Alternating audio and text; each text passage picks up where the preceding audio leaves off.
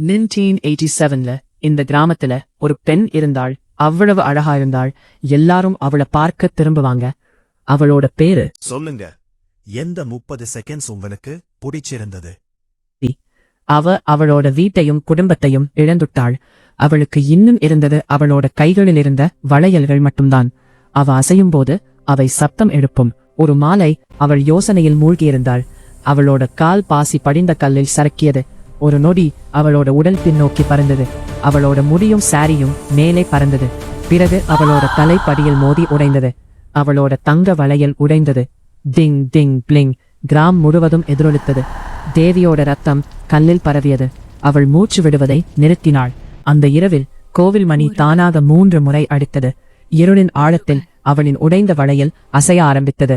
கிராமத்தில் இருந்த அழகான பெண்ணின் தோல் திறந்தது. செலி ஒரு கண் பாம்பின் கண் போல மஞ்சள் நிறமாக மாறியது. தேவி இரத்தத்தில் தோய்ந்த பாம்பு பேயாக திரும்பி வந்தாள். அவள் தெருக்குகள் வழியாக நகர்ந்தாள். பாதி பெண்ணாகவும் பாதி பாம்பாகவும். அவள் ஒரு பெயரை மட்டும் முணுமுணுத்தாள். முருகன்.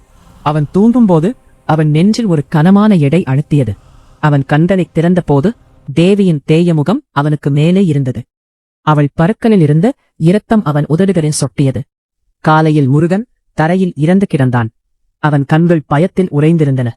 அவன் கழுத்தைச் சுற்றி ஒரு உடைந்த வளையல் கயிறு போல இறுக்கமாக இருந்தது. அது இன்னும் அழுக்காக சதையுடன் இருந்தது.